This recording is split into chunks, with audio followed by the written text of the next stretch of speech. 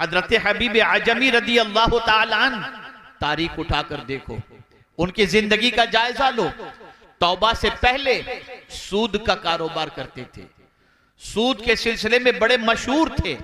अल्लाह अकबर, अगर किसी को सूद पर पैसा देते, ब्याज पर पैसा देते, तो उसके घर पे जब दस्तक देते तो बगैर कुछ लिए वापस नहीं आते थे। एक दिन एक शख्स के घर आप तशरीफ ले गए, जिसको आपने सूद पर पैसा दिया था, दरवाजे पे दस्तक दी और उसके बाद साहिब खाना के बारे में पूछा गया तो कहा घर पर नहीं है। उनकी बीवी ने कहा मेरे शौहर नहीं है। हजरत हबीब आजमी जो तौबा करने से पहले सूदखोर थे, उन्होंने बरजस्ता कहा कि तुम जानती हो कि मैं जब किसी के यहां पैसे लेने जाता हूं तो खाली हाथ नहीं लौटता, मैं आया हूं, कुछ ना कुछ मुझे दो। उसके घर पे गोश्त मौजूद था, उसने कहा बस यही बच्चों के लिए रखी हूं, ले जा सकते हो। लेकर निकले, अपने घर पहुंचे, बीवी को पेश किया, कहा इसे पकाओ। बीवी ने जब पकाया तो वो खून बन गया, वो गोश्त खून बन गया। बीवी ने बरजस्ता कहा हबीब, मैंने तुमसे कहा है कि सूदी कारोबार छोड़ दो, जरा देखो ये गोश्त के खून में तब्दील हो चुका।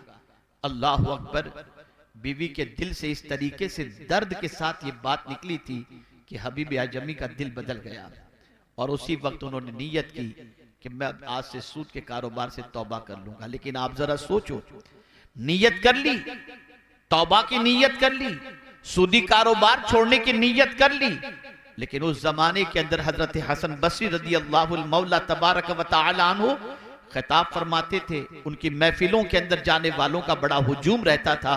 अल्लाह अकबर, हबीब आजमी ने नीयत की कि मैं जाकर के हजरत हसन बसरी के हाथों पे तौबा करूंगा। घर से निकलते हैं, रास्ते में बच्चे खेल रहे थे, देखा हबीब आजमी को, किनारे पर हो गए और एक दूसरे बच्चे कह रहे थे किनारे हो जाओ, इस सूदखोर के पैर की मिट्टी भी हम पर पड़ी तो हम तबाह हो जाएंगे। हबीब आजमी गए, हजरत हसन बसरी तौबा पर खिताब फरमा रहे थे और खिताब फरमाते हुए हजरत हसन बसरी अलैहि रहमत व रिज़वान ने फरमाया, अगर सच्चे दिल से हबीब आजमी भी तौबा कर ले तो अल्लाह उसकी तौबा को कबूल फरमा लेगा। हजरत हसन बसरी हबीब आजमी को खास तौर पर मुखातब नहीं फरमा रहे थे, लेकिन चूंकि वो सूदखोर की हैसियत से इतने मशहूर थे कि उनसे बड़ा मशहूर कोई सूद के सिलसिले में नहीं था। लेकिन हजरत हसन बसरी ने जब ये कहा तो हबीब आजमी ने कहा क्या कहा हुजूर आपने? कहा हबीब आजमी भी तौबा कर ले तो अल्लाह उसकी तौबा कबूल कर लेगा। फिर उसने कहा कि क्या कहा आपने? कहा हबीब आजमी भी तौबा कर ले तो अल्लाह उसकी तौबा कबूल फरमा लेगा। अल्लाह अकबर, हबीब आजमी आगे बढ़े, हजरत हसन बसरी के हाथों में हाथ दिया, अपने गुनाहों से सच्चे दिल से तौबा की और जितनों का पैसा लिया था उसे लौटाने का अहद किया।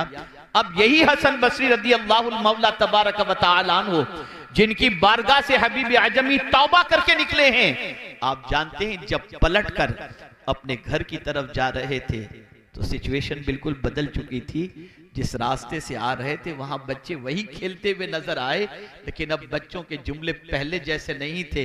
बच्चों ने कहा अल्लाह का वली हबीब आजमी आ रहा है, अगर उसकी नजर किसी पर पड़ गई तो उसकी बिगड़ी संवर जाया करेगी। मैं पूछना चाहता हूं, अगर सच्चे दिल से बंदा गुनाहों से तौबा कर ले, अल्लाह उस तौबा की बरकत से कभी कभी तो ऐसा होता है इबादत से जो मकाम नहीं मिलता वो सच्ची तौबा की बुनियाद पर अल्लाह मकाम अता कर देता है।